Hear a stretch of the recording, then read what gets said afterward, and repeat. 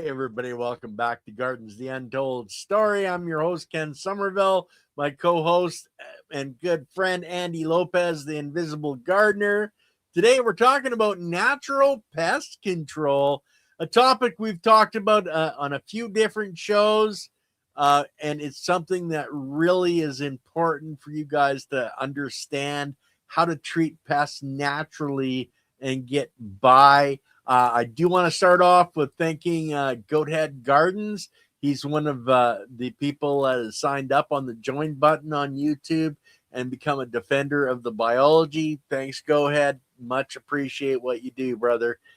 Andy, you said hello to everybody. You said it's me, Billy, and Lily's saying good morning, good afternoon, and good evening. And go ahead, cheers, everybody. Thanks for being here, brother. Andy, take it away on natural pest control. Okay, so in my book, Natural Pest Control, in my Don't Panic, It's Organic book, the chapter on pest control. This shows you how radical I've gotten in the last few years, because the books that I've always written have been very practical. Like this particular one, basically talks about some of the things you can do for immediate help, right? What you can do now that will help control these things. And some of these are really cool, basic ones that not too many people understand and know. It's like I cover, cold brew coffee is absolutely amazing tool. Organic cold brew coffee in terms of controlling bugs and diseases. It's acidic. The coffee has iron in it, calcium, magnesium. The three things are really very needed for plants more than nitrogen. Then I also cover one of my favorite is garlic spray. By the way, do not want to spray garlic and coffee together. Okay, why not? Why would that be detrimental? Oh man, I got so sick. I didn't know if I should drink it or vomit or what. I smell it. I'm going, what is going on here? And it's like, and I sprayed the place, and I think I got sick from having my body smell the coffee and smell the garlic. And so you don't want to do that. That would be it should say in this book, do not mix garlic and coffee together. Okay, so it's just you that doesn't like the smell. Somebody else might actually love it then. Actually love it. I have so many different customers that love the garlic. And so when I spray people, especially Italian, the guy came out, oh, I love it, the garlic. And I have another book called How to Keep Mosquitoes from Biting You. It's actually one page. Put garlic in your shoes. There you go. And you smell like garlic, That garlic is very, very powerful. The sense of smell in nature is very, very powerful tool to use to control, because the bugs are keyed into not only do they see, but they smell you. They smell it. And if it smells right to them, they're going to go after it. And so I've always learned, there's a long-term and short-term solution, okay? The long-term always goes back to the soil biology. That takes a while. And that's why when I started doing my services, I keyed into foliar spraying. Mm-hmm. If you don't know what foliar spraying, you spray through the leaves and through the trunks, they absorb it. Instantly, they absorb it.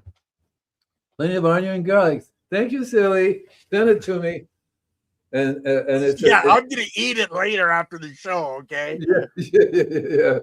So I learned right off the bat that you have to do two things. One, you have to understand the real reason why that plant is having this pest. Yeah. And a lot of times it's a very simple thing. A lot of times really very simple, because it's just a matter of stepping back and looking at it and say, well, gee, this plant is being attacked because it's obvious. Like I don't know if I mentioned this before, but when I first started doing house calls, there's a lady, a family, and they had two trees, one on either side of their house. And one tree was totally healthy, the other tree wasn't. And what I keyed in right away is one tree was sitting next to a spigot, which was dripping all the time, water, dripping all the time. It was flooding the whole area over there, basically on a regular basis. And that was, for me, that was like, well, maybe we should fix that, right? Yeah. because one tree was doing just fine, no water, it was getting a little bit of water, and it was happy, big, and everything. But the other one's sick. You can see the ants climbing up and down the tree like crazy. The ants were saying, "We need to. It's ready to recycle. We're going to recycle this here tree." Yeah. By the way, what is it? OCT? CT growers. Yeah, you guys grow black garlic by any chance? Because I'm starting some black garlic. It's a little bit of a catchy thing because some people say you make black garlic, or that's how you bake it or cook it or something. Other people say no, you buy the black garlic and grow it from seeds. So I ordered some black garlic seeds, and I'm going to see if they come up as black garlic. So when I started doing this a long time ago, I didn't know about the real reasons. I was like everybody else. I went to the store and I says, okay, my plants have this. What can I spray on it, right? Or my plants have that. What can I spray on it? So I was keying into the spraying aspect. I was never going. They would say, of course, you got to spray this chemical, that chemical. I go, well, do you have anything? So I would go across the street from the nursery into a grocery store and walk around the shelves and look at those things that I can spray. Because that was where my head was. I said, well, if I'm going to spray something, so I knew for a fact, for example, soap. So organic gardening is old as people, right? Because they started off organic gardening. They didn't start chemical gardening. They were organic gardeners right from the very beginning. Whether they dealt with nature, their garden was all organic. Everything they grew there didn't have chemical fertilizer, none of that stuff. So soap is one of the things that a organic farmer makes. He would make his own soap. Yeah. From different animal parts. You make soap, And soap was a basic tool. Same thing with coffee, same thing with garlic. These are things that on a farm you grow them, not only for eating, but you also grow them for pest control and disease control as well.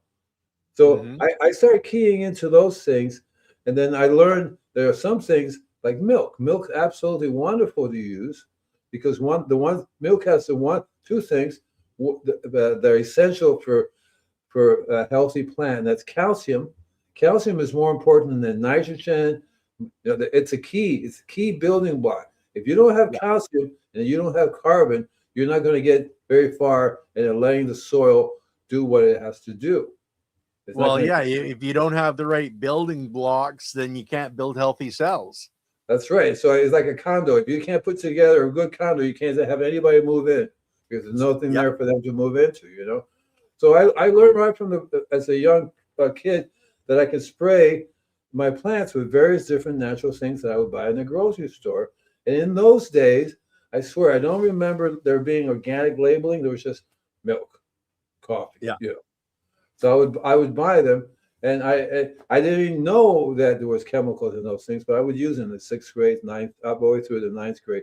I didn't really key into the organic aspect of things, maybe because they were coming out with them in the 60s, towards the end of the 60s. They were doing more, hippies were more into organic, everything organic, right, natural. So I think, I don't know when the certification started, the whole thing, organic thing started, but early 70s, somewhere in the 70s was where people were starting to hear about. Because I remember Organic Gardening magazine was really big.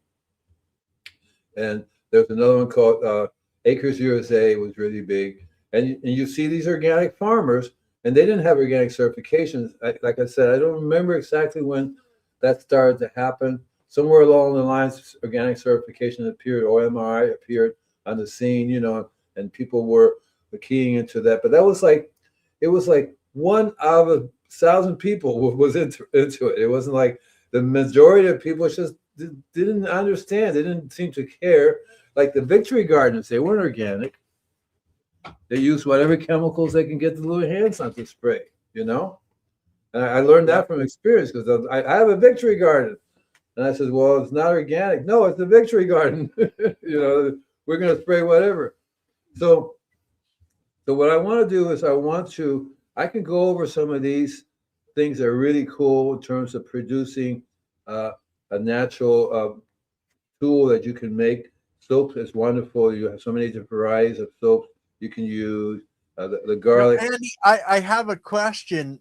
Okay, the soap, what pests is that good for? Like ants, aphids, there's so many different pests. what would you use soap on? And what would you use coffee on? What would you use milk on? Can you give us an idea what you use it for? So name a pest and you can use it. That's what's so good about Okay. this. It's not like, gee, I have to know which ones I can spray this coffee on, the cold brew coffee on, or this garlic on. I think a rule of thumb would be, for example, I'll give you another idea when not to spray garlic. You do not want to spray your roses with garlic, okay? Right? So that's an indicator. Well, I guess I use too much garlic because I can't smell the rose. All I smell is the garlic. That's no. Okay. I planted garlic under the roses. I figured that repels. Oh yeah, it repels, but you cannot smell that really wonderful scent of the roses. And some people it's good. For example, I was known for planting garlic and spraying garlic on fruit trees, whether it be apple, whether it be citrus, because they all work the same way. The garlic has sulfur, and the sulfur does a job on any insect, including beneficials. So you have to be careful what you spray. Bees don't like it as well either. They won't like the soap. They won't like the sulfur. So it's a process of. And when I was doing the citrus, for example, you can literally taste it in the orange. And the apple, you bite it, you go, oh, this is really. Because I actually liked it. The garlic taste, apples tasting like garlic was really a cool idea. But the bugs would leave them alone. The calipers would go, I don't think so. The squirrels would go, I don't think so. So, yeah. So what was that one? I missed that last one. That was a terpapatomas. Terpapatomas. Oh, you're making me sick. Terpapatomas. Terpapatomas. That's what I said. Just saying hello, and we appreciate it. We always appreciate the hellos. Yeah. Serena, we appreciate the jokes and everything as well. So these things are like universal. They can be used for both diseases and pests because the soaps are as an oil. The oil will coat the disease and it will also control the pest. So somewhere along the lines, I stopped using all these things and started using the very same thing that I was spraying plants with, which is soil biology. Yeah. So I realized that the soil biology can be sprayed instead of soap. It does just as good a job, as even better, because the key to making the soil biology, the key to using the biology of is to understand that the biology does in the first place that makes it so wonderful for diseases and pests. And I talk a lot about minerals. It's all about minerals. So here you have something that it's all about minerals. The biology is all about minerals.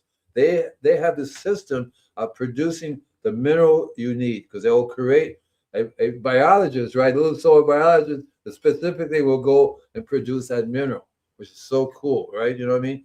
So people can say, well, I'm going to buy a certain amount of this, a certain amount of that calcium. They said, you don't need to worry about that. You should give everybody a good blended diet, all the biology you need, as many different types of biology in one mix because they all work together. And then make sure you give them all the trace minerals they need. I give 96 trace minerals. Let them go for it. And because I have one customer, I want to know exactly what's missing in my soil. Okay. Life. Right. Right. Well, she's a biodynamic expert. Like I do that. Yeah. Because I think that the person who was really a biodynamic expert, they wouldn't be having the problem because they're missing something, right? And I think, unfortunately, what's the most obvious thing is the first thing that they miss. And I've been telling people that almost forever. And now I'm in the corner with the flag, instead of saying the end is near, because, it's the water, right? The city water is the most obvious thing that's going on wrong right off the bat. People using the city water all the time to sprinkle, 3 or 4 times a week, constantly, a year after year after year. That is going to destroy. As a matter of fact, you're not even supposed to drink it, right? You know what happens if you drink city water? The biology in your stomach dies, and then you can't digest properly, and you can't build healthy cells, and then you die. You die horribly of this disease or that disease. Yeah.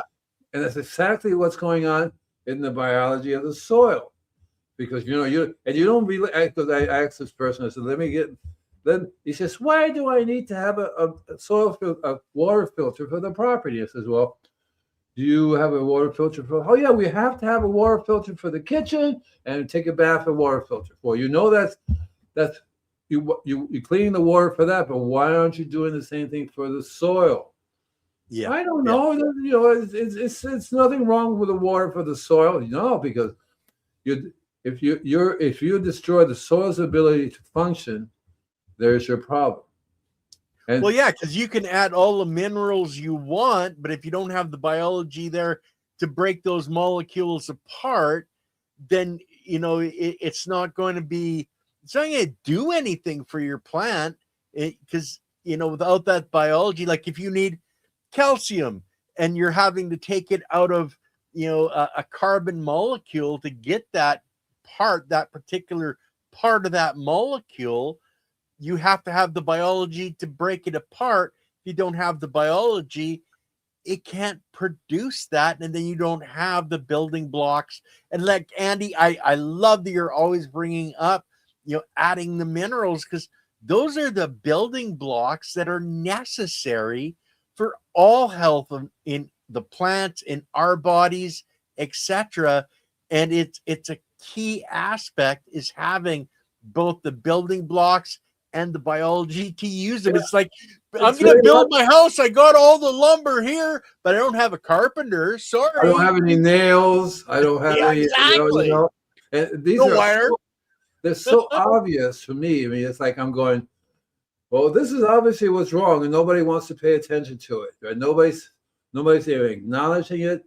Every place I go to nowadays, so I have a contract now, because all throughout the year I've been saying, my business is actually an educational business. It's under educational.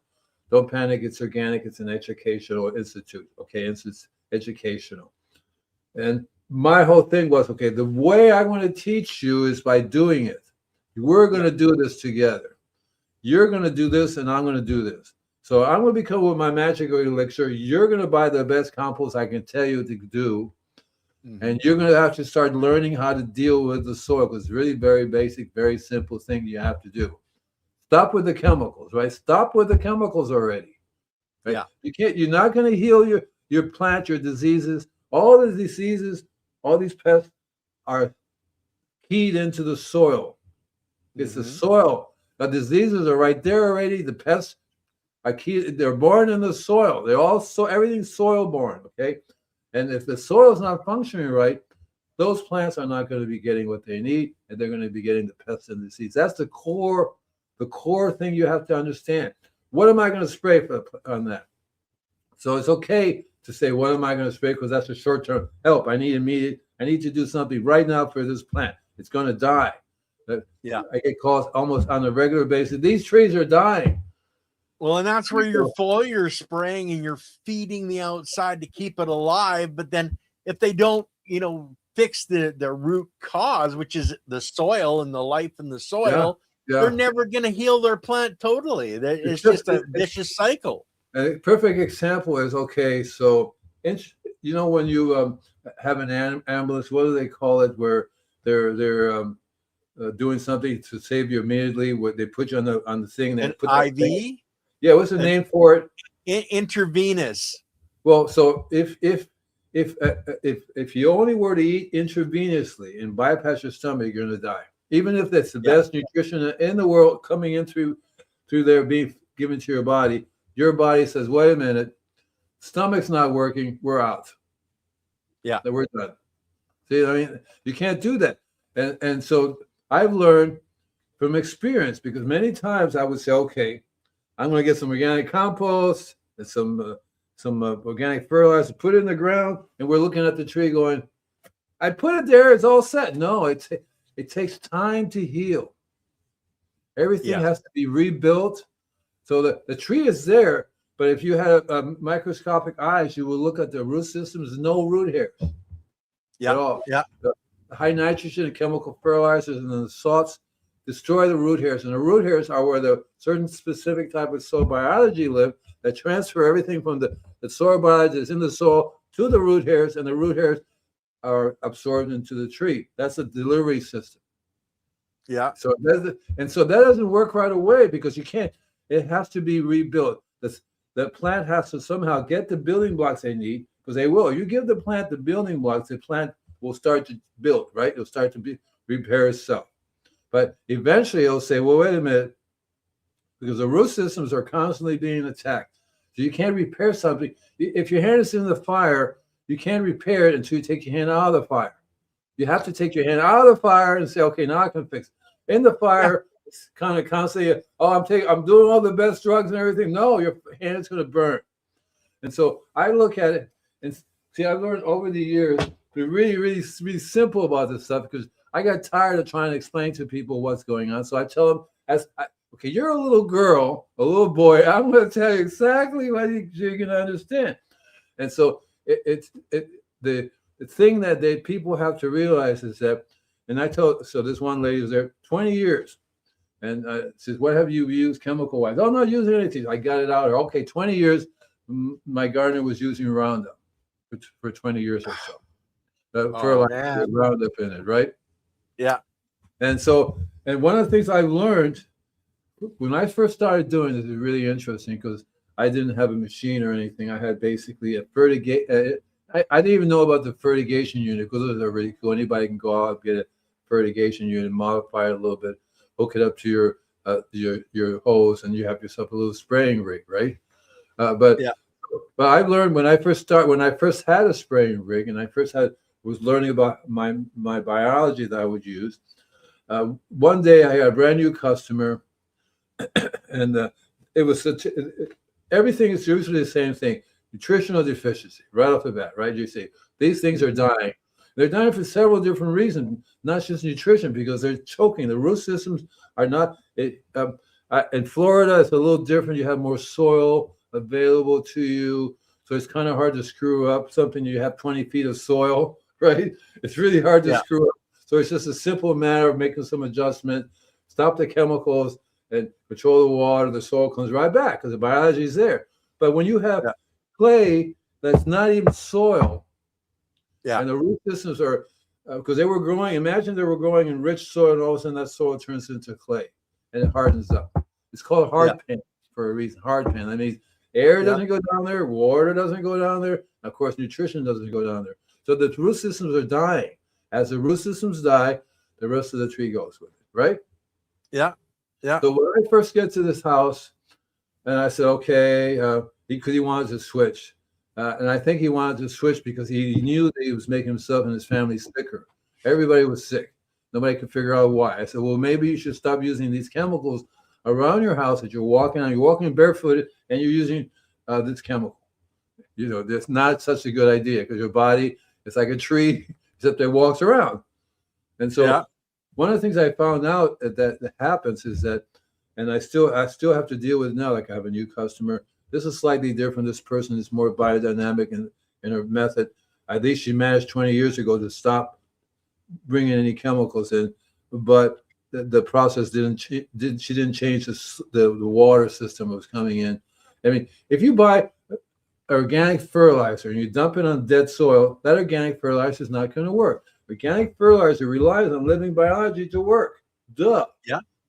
See, it's as simple as that. You know what I mean? That's why if you a really good organic fertilizer, like I bought something the other day, it's got blood meal in it. It's got earthworm castings in it. So they put in some of their own biology into it, right? So that it helps to bring it back. That's one reason why it helps soil to bring it back. I've learned from experience that you have to have a complete army. You can't say, okay, I just want the bombardiers and the airplane pilots. I want everybody. See what I mean? And you don't micromanage them. You say go for it. You give them everything they need, and they will produce for you. And all you have to do is take control of the things that causes damage. Yeah. Right. Well, and that's the big thing. And like you said earlier, Andy, it's about education. You're going out and you're educating people, and that's why we come on the show. You know, and guys, I know Serena asked if this is in every 2 weeks. No, it's supposed to be every week, but I was sick last week, and I was sick the week before. So we try to do shows every week. Sometimes it works, Look, sometimes it doesn't. I had a sex change and I changed my mind. Okay, so Oh yeah, yeah, I yeah. had to change it back again. I was like, "Hello, everybody." I was like, "Never mind." Oh But yeah, I think with that will go to a question from Serena here. If there was a gas line explosion in the county, what should people plant to detox the soil? Because she was saying they actually had to evacuate because of the fumes, etc. Well, that's going to come out of the air, and she wants to know what she can do to help to detoxify that soil.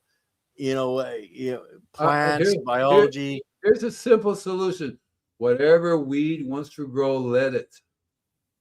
Mother Okay. Nature's already on the job. Over here, where we have the Pacific Palisades and they're burned down, you'd be surprised at what's coming up, and the stupid people are pulling them up. We have to detox the soil. Well, guess what is doing? What's happening right now? Those weeds are detoxing the soil. Now, how about in her garden? Because she's got a bunch of raised beds and stuff. What do you think would be something quick and efficient? And I myself, I would say, spray it with a whole bunch of biology. That's going to break everything down on a Well, molecular level, and it's going to clean things up. so if in a raised bed, if you have a garden in a raised bed, one of the things of advantages of doing a raised bed is that you can rotate the soil. So if you have like 4 raised beds, one of them you either take the soil out, compost the whole thing, and put it back in again. That's the fastest way to clean the toxicity there, because you can just literally replace the soil, run it through your compost system. The best way to detoxify stuff is have more biology available, more and more and more. We call it more roots in the ground. So you want to everything that wants to grow, let it grow, but you need to have a good source of compost. Make your own. That's the best. And did you want to make compost? You know what bokashi is? I know what bokashi is, but tell everybody. Everybody. Bokashi, basically, it's a wheat bran with the effective microorganisms that you're putting it into a pail. Your vegetables, your leftovers, etc. Then you put the wheat bran mix on top. It starts breaking it down, and again, it's all about the biology that's breaking everything down. And Andy, I know Serena said her roommate's going to be getting her a couple of composters, so that's something that everybody can do at the end of the year. Take all your cuttings, throw it in the compost or recompost. But it's really the compost process, guys. It's all about the biology, because it's the biology that's breaking that organic material down at a molecular level. It's taking every cell that was in the plant, breaking it down, breaking the components, the building blocks out of every single cell. That's what's creating your good, healthy food for your garden when you're putting that compost out. But don't forget, put your compost out, mulch on top. Don't let the compost dry out, because then you're defeating the purpose of having the biology in the compost. You become like an excellent cook. You want to have a full meal, you know how when you're eating right, you have everything in there that your body wants to eat, not just one specific thing. See, and that's why the biology is such a easy thing to do. It's such an easy peasy thing to do. You don't even have to think about it. Just grab everything that you can think of that has biology in it, mix them all together, and then let Mother Nature do it. That's what compost is really all about.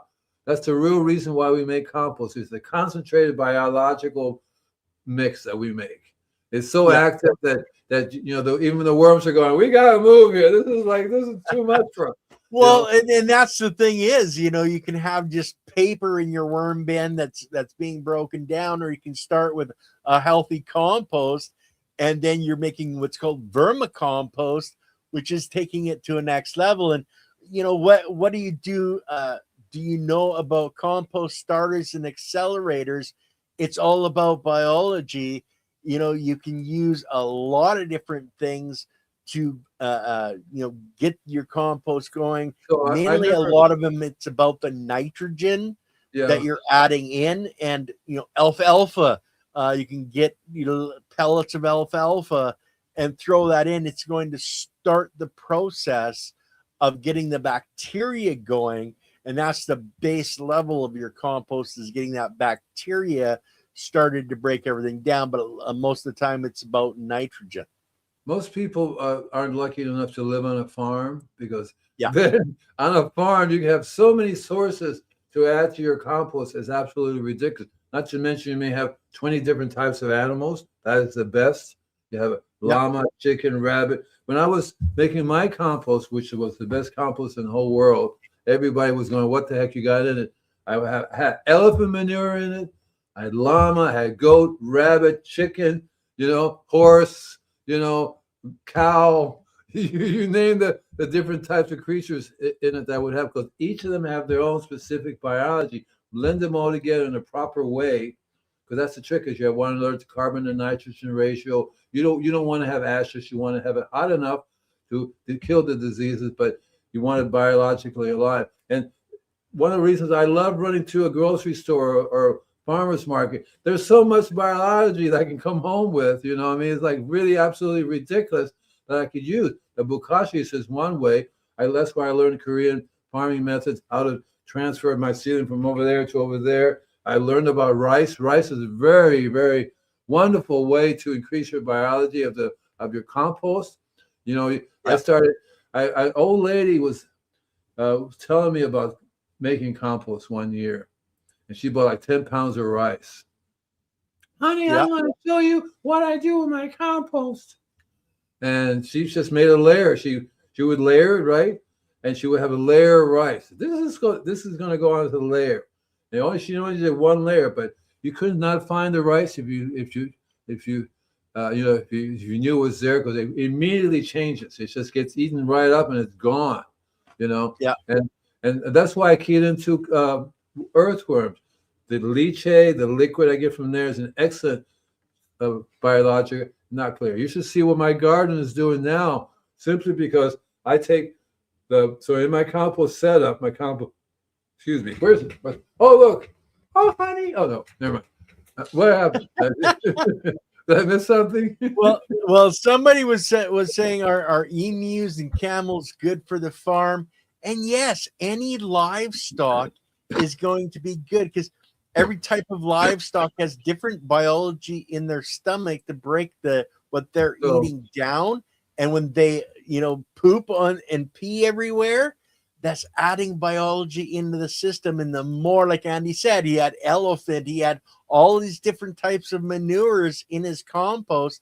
It's about the building blocks. That's why, we preach about adding, the rock dusts, etc., and a little bit of salt, because it's supplying building blocks. Right. And without those building blocks, it's like building your house out of toothpicks instead of 2x4s. So what's going to be healthier? What's going to stand up to the wind? I want to add a few more things about anything. So, and it's like I learned right off the bat from Brother Steiner's system. He was not into manure, because if you use manure, you have to learn how to really destroy the pathogens, and if you don't, you're just going to keep passing it on again. And you also could get E. coli from it. So if you make compost and you know how to rotate, because if you have a bin system or if you have a pile system, the idea is to rotate the mixture so that it gets heat, goes through the process of heat, because the outer layer is colder than the inner layer. And so a lot of people don't know how to rotate that. And what happens is they use manure. That's the other problem with using manure. You really have to know how to rotate it, how to aerate, how to make it heat up. I had a thermometer that tells me how hot it got. It has to get a certain temperature. Not all of it, because you can't get all of it that way, even though I tried. There's a way. You'll start a fire if it gets too hot. So there was a guy in Florida had the world's largest compost. I caught on fire, and it was burning for weeks and weeks and weeks, and nothing they could take and put it out. I said, well, I guess you got that one a little bit too hot. So, just a little. So a rule of thumb for me also too is that I don't use predators manure, because predators manure you can catch It's not a caterpillar. It's a it's a squirmy thing. Squirmy thing. But hey, you got to have a happy belated birthday, Andy. So, and guys, if Hi, you don't know, Rob. Andy's birthday was just a few days ago. I'm not He's going to tell you how young he is because you'd all be he's embarrassed. my next door neighbor. Oh well, there you go. Glad He's to the see one you. that just turned on the sprinkler system all over the house. It's like a weird thing. You're sitting here going, "It's raining. Is it raining?" You know. Thank you, Rob. So you have to. I would stay away from meat eaters. You notice all the things I've mentioned. None of them are meat eaters because it's very difficult to heat up the whole thing to the pathogen that humans can get. So if you don't totally destroy that pathogen, you can pass it on to yourself, and you'll get that. So I would probably stay away from lion, the tiger poop, any of those things. That. Because when I went to the zoo, you want lion poop and tiger poop? I said, no, thank you. I'll stick to the deer, the sheep, the rabbit, the chickens, the goats, pigs. I might not even do pigs because pigs is too really close to human. So you can also get this parasites that way. Yeah. But other than that, you want to get a blend. My favorite was llamas. Oh, I have such a wonderful. Because llamas are like. Oh yeah. If you ever had rabbit poop, the little pellets, right? Yeah. It's really cool. Llamas, alpacas. We used to actually raise alpacas. So yes, the little pellets. So these pellets are very high concentrate biology pills. Seriously, they're like, and the llamas are a little bit bigger because they're bigger than the rabbits. Okay, right? So they have a little more things going on with their And the rabbits is cool because you can test it. You can see it has a certain type of biology, a certain amount of nitrogen. But the llama stuff does circles around these things because their biology. You can take one little llama pellet, throw it in a gallon of water, come back the next day, and the whole thing is like talking to you. What the heck's going on here?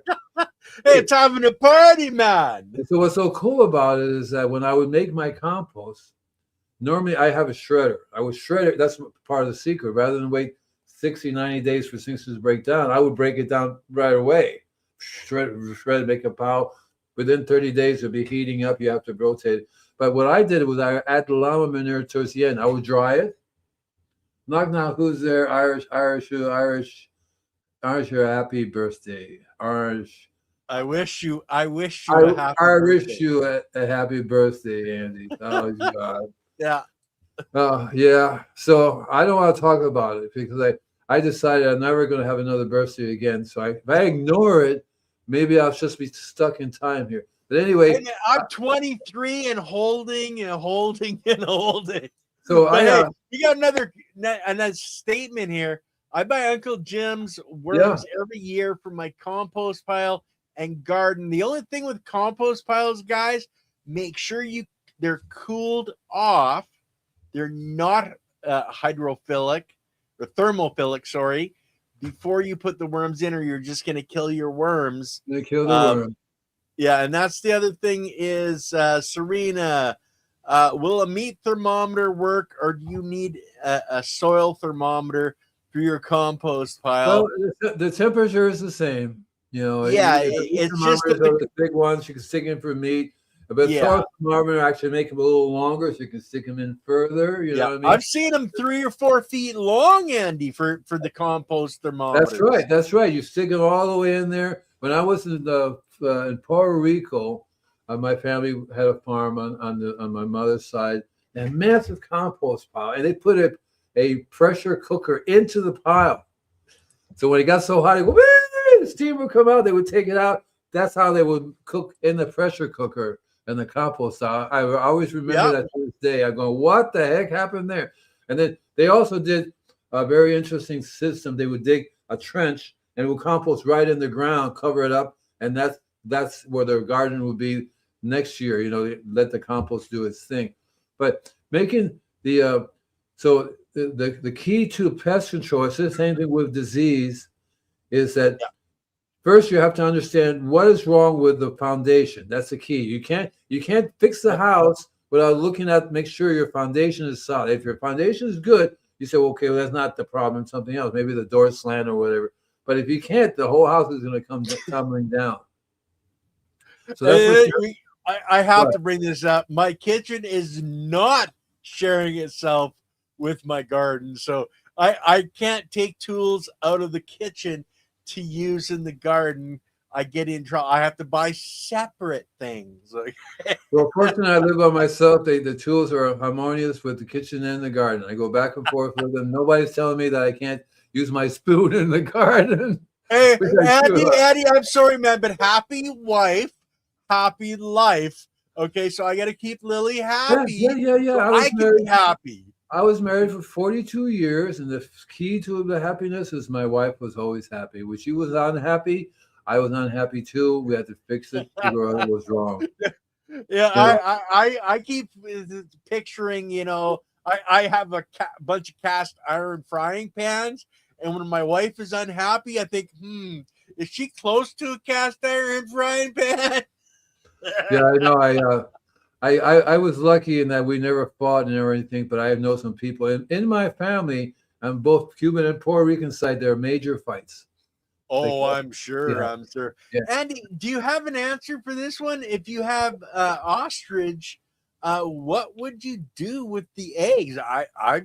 I'm not familiar with ostrich really at all. I So think you're supposed to eat the eggs. That's why you have ostriches. Ostrich eggs are big, giant eggs. They're perfectly good to eat, as far as I understand. I've never had ostrich egg, but they're giant eggs, and you can eat them, or you can make them have babies and have more ostriches and sell them. and That's what I would do with them. Did you see what I put in the chat? in his chat, so she bounced. Serena is bouncing back from your YouTube channel to our YouTube I channel can't here. see anything that happens in my YouTube channel. Yeah, and Serena, if you're putting it in the chat, the live chat here, which you are, then it is available for Andy to see. Sometimes he does follow the chat, but everything from both channels and from Facebook, etc., is actually does show up in our live chat that we see in the back end. You guys don't see it, but we do see it. So what is it that I missed? We just don't catch it. So what is it that I missed? I have No idea. Huh? Yeah. She said, did say thank you. All right, thanks. I wondered about that since I have people saying that a meat thermometer is just as effective, and it is, because it's a thermometer is a thermometer is a thermometer. Exactly right. It doesn't have special for meat or special for compost. The only difference with the compost ones is a little longer because you want to get it into the the pile. And you want to get it into that middle of your pile. The middle is the temperature of the heat. The outside, the further outside is cooler and cooler and cooler. You have to learn how. That's one reason why I like using the bin system. I basically have. You need to have 4 by 4 by 4 by 4 foot square in order for it to get hot enough. Anything smaller, those little tumblers are not going to heat up. You're going to be just.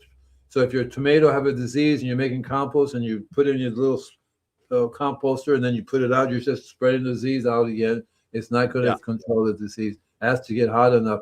4 feet by 4 feet is the minimum size you can do. So if you have like 5 of those, you just take it out. The one lady says, I've been making compost for years and they're never getting done. Well, she's refused to have in bins. She had one giant setup, one layer all the time, putting more new stuff on top, putting new stuff on top. Never going to get done because it's constantly she's never letting it finish. Not letting it finish. Just adding new stuff to it, adding new stuff to it. When is it going to get done? Well, maybe you should only do a little bit here and then turn it over. So I'll be seeing her soon. I will take it out and dump it all into the next one. And in the process of doing that, add some live compost to it. The other thing they were doing was they're watering the compost down a lot. And of course, the water's got the city water in it, which kills us. That's another thing about water, right? Yeah. You can't make compost out of it if the city water is killing the biology. That you have the compost for. See, right? So it's a crucial thing. What experiments are you doing in the garden this year? Do you really want to know what experiments I'm doing in the garden? Oh my God! Well, one of the things I'm doing a lot of things. I'm growing saffron, learning how to grow saffron. Right. I'm learning how to. I have all these kinds. So right now I'm doing a little bit of gopher treatment through various different systems. So what I decided to do is to plant. I have about 30 or 40 different kind of medicinal herbs. You name the herbs, I have it growing. Mhm. And so what I do is they're all growing everywhere all throughout the garden. Then I'm planting in right amongst them. So the Cool. squirrels and the gophers cannot separate. I can eat that, but I shouldn't touch that. My poor cat, I told you, eat whatever you want to in the garden. So I introduced her to lemongrass. She eats, nibbles on the lemongrass. Oh, she loves the lemongrass. She comes to me, the lemongrass. But she went and nibbled on some oregano. It was like, oh, this is awful. Or some spearmint. Oh, this is awful. So, and the other thing I'm doing, that not only am I growing the herbs, I'm making teas out of them and spraying them. Yeah. Spraying them back in the garden. And then I'm learning. I make my own biology. I have a different types of biological sprays that I make. Rice is one of them. I've been using that for centuries. Make my own little biology spray. So I added the tea. I add the liquid is actually the herb that I'm using with the milk biology to spray back onto the plants. Yeah. And a lot of creatures cannot. They don't like that. Let's see. A pennyroyal is one of them. Citronella is another one. Citronella is amazing, easy to grow. The other day, I clipped a whole bunch, put it in the tub. I'm going, wow, this is nice. And so I make a tea, bring some water to a boil, put whatever. And you don't want to really mix them all up. My urge is to take some peppermint, spearmint, a little bit of everybody, put them in one big glob and thing, stir them all up, and say, okay, I'm going to spray this. So I'm trying to do one thing and see what it does. So the key is all of these are fragrant. They're very intense. Oregano, right? Spearmint. They affect the insect's ability to smell. Not just the insect, but the squirrel, the rats. They all have an incredible sense of smell. They smell it. They go no, right? And so I'm planting. Today I planted some tomato in right amongst my oregano ground cover. I got this oregano that really grows like crazy. Dug a little hole, plant them in there. I noticed that the gophers go around. They don't dig through that. So I'm working on those aspects of things. And then I'm starting a whole bunch of seeds. And the seed process is very difficult because you put it in the ground, they get eaten up by creatures. So I'm learning how to grow seeds in containers and move them out. Also how to protect them. True companion planting. I plant garlic along with them, so I have other things that I'm hoping that will deter them, and sooner or later they'll figure it out. So what I'm doing with garlic, I'm actually getting crushed garlic, making crushed garlic, and then as a poultice, I'm putting it into the gopher tunnels. One day they shut it all out again, or planted it right around the base of a plant. I'm finding that the tomato plants, garlic is one of the best things to grow with them or to expose them to, because they'll smell the reek of garlic, and they get protected by the tomato plants. The tomato itself, the caterpillar won't come and eat it. Before, the gopher took the whole plant, it was gone. So now I don't think he likes garlic. He doesn't like garlic at all. So I'm using right. So I'm learning how to grow a variety of different herbs, and of course my weeds are my guards. I have these amazing weeds. That's okay. We can't grow more than 10 foot tall. That's not going to work here. And hey, guys, that's actually a great thing on natural pest control is companion planting and bringing things in. And I wanted to bring up Serena's question here. What can I plant in order to get parasitic wasps? And that's another thing for pest control, guys, is integrated pest management. And there are different breeds of insects that are going to be good in your garden to take out the parasitic, things that you don't want, like your aphids, etc. But do you know the answer to that question, Andy? Because I'm not sure. So what I would do, it really depends on what part of the country you live as to what natural predators are available. So one of the things I would do is contact the Department of Agriculture or a local college, if there's an agricultural college, and you say, okay, I have parasitic wasps. what are the natural predators in my area. No, she wants to Oh, get right. the Parasitic parasitic wasp, right. wasps. Right. So, but you can buy the parasitic wasp and let them loose on your property. That's not a problem. What you want to do is make sure they survive, because they may not survive in your areas. Maybe the cold kills them off, or maybe they're only available at certain times of the year or a certain type. If you want to text me, I'm happy to text you a place that actually sells them, and they would tell you if they survive there. I think, let me see, Arbico. That's the name of the company. They're in Texas. Yeah, and then there's the gentleman we have on, Claude Roberts from Anitis Bioprotection. They're in Canada and the U.S. They do have the parasitic wasps as well. I think Lily is saying that top choices include sweet, Alcium, Oh, I dill, see. fennel, Yeah. cilantro, yarrow, feverfew, mountain mint, buckwheat. These will attract them, right? They will attract them, Yeah. right? So what I would Yeah. do is I would literally buy a packet of them, let them loose, especially if you have any. They don't just go for these plants; they would go for any flowering plants, uh, like the oregano, all the mints, all the herbs. They would love that. You just have to get the right variety for your area, because otherwise they will die. They won't survive very long. It's one thing if you have a greenhouse, you can let them grow in a greenhouse, but you just need to do a little research. What variety will grow from my area? As a matter of fact, you can do a search, it'll tell you what variety, because there are different varieties across the United States and Canada and other parts of the world that you can buy. Yeah. As a matter of fact, it's against the law to buy certain parasitic from one country to ship it over here, that kind of stuff. You have to learn all those things as well. And in Canada, it's like another different country, so they have their own rules over there. And I don't know, because it's a cold environment, whether these will survive or not, or whether they have special varieties that grow there. That's what you have to do. What varieties will grow in my area, and then find out who sells it and buy it, and then maybe make little housing for them. There are lots of different ways you can keep them around, but they will eventually disappear and may even end up in your next door neighbor's house. I've learned that from experience. You cannot keep them inside. There was just, your parasites are over here. Your ladybugs are over here. Thank you. I go, yeah, great. Thank you very much. No problem. I've done that. I got really pissed at my ladybugs. What are you guys doing? They went across the street, and now they're all at another neighbor's place and having a wonderful time eating aphids and all kinds of stuff. And my place is like, they leave it alone. I'm going, that's not right. Yeah. Yeah. Well, and that's the thing. Like, these are natural animals. They're going to move around, unless you have an enclosed greenhouse that you never open up and they can never get back out.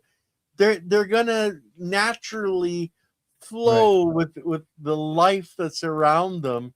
But it's For all you know, they may just say we're going to Montana. We're going south. It makes just, winter's coming up, man. In the Texas, okay. They can do that. They can go up as high and that the air carry them.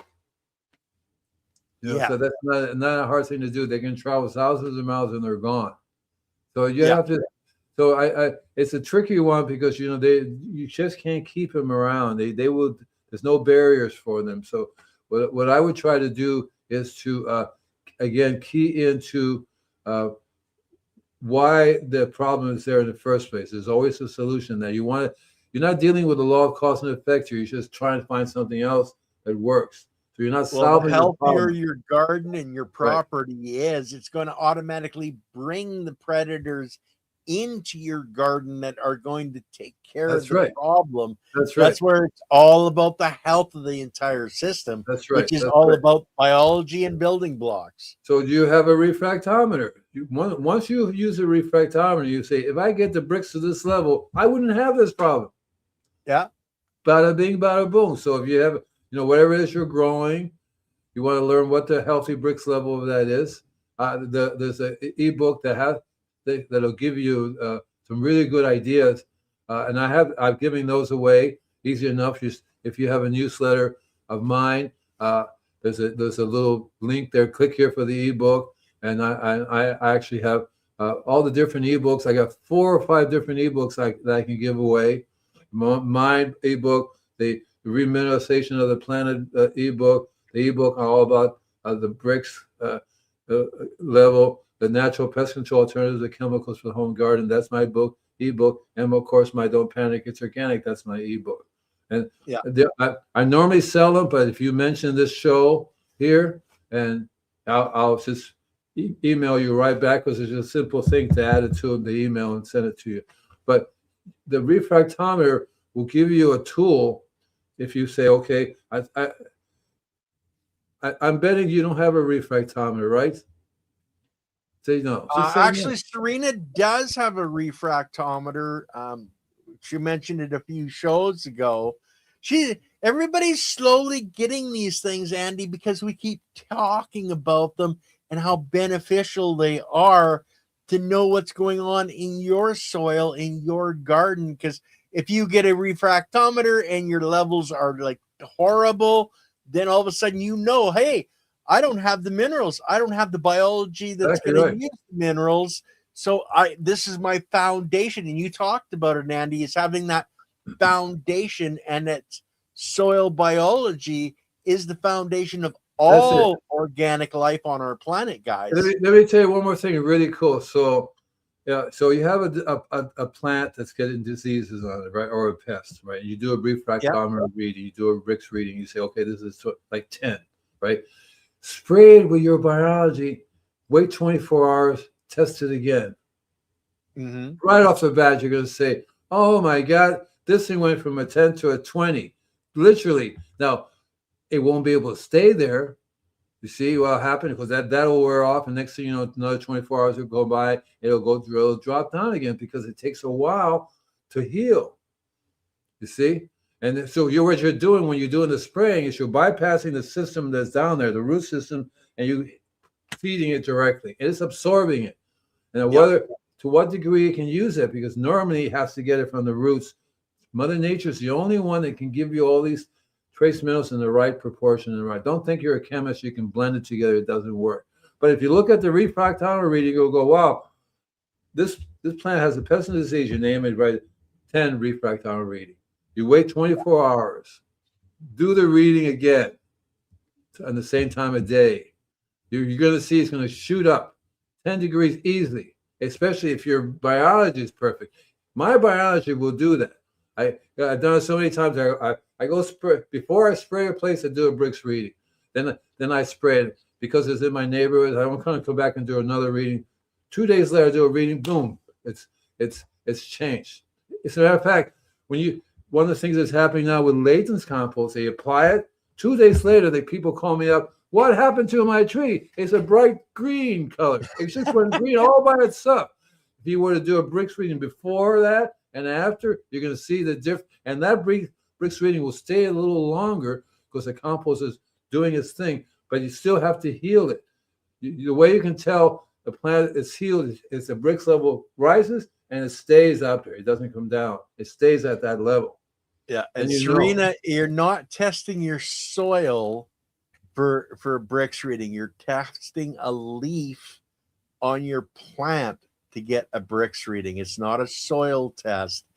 But if you are using it for doing amendments, you're making compost, Serena, so you should be getting the biology in your compost. Hopefully you're doing a worm farm and you can add in a little bit of worm castings in your compost. That's another compost accelerator. Make it your biology and spray that. That's the fastest way you're going to get your plant.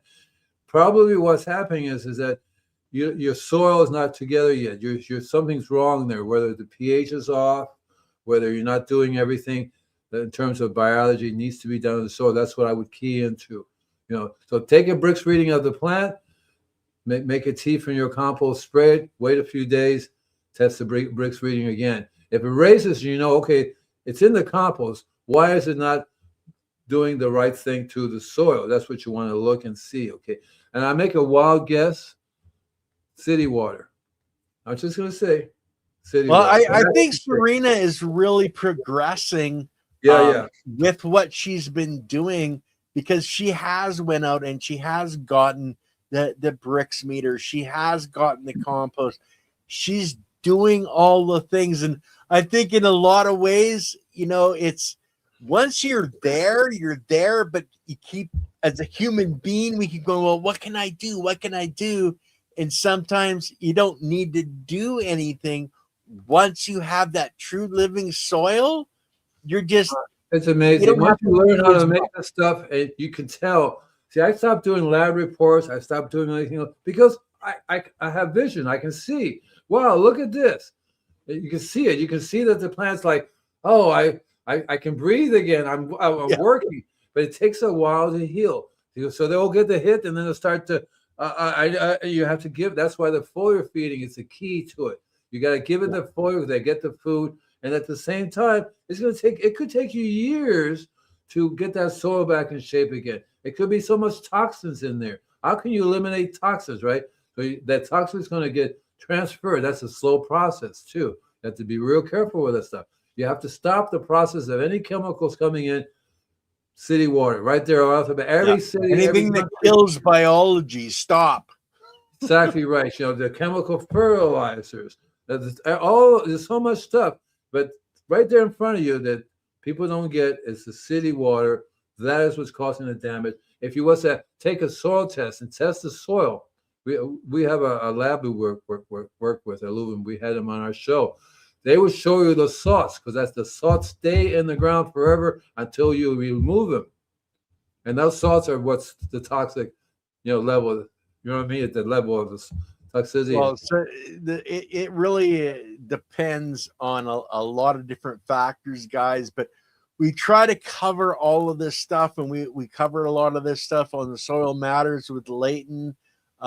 But Andy, we're at the hour. I got to let the people know tomorrow the ladies from Chiropractic Are Sexy is back.